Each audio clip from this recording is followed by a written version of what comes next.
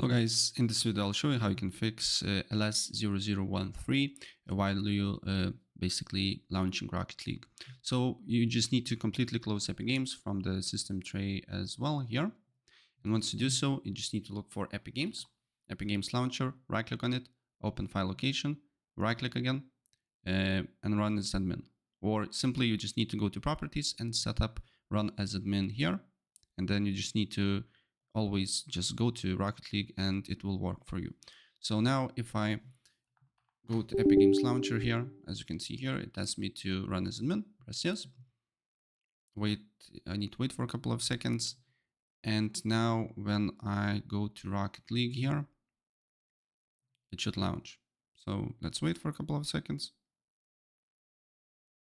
And as you can see here, the game starts to run.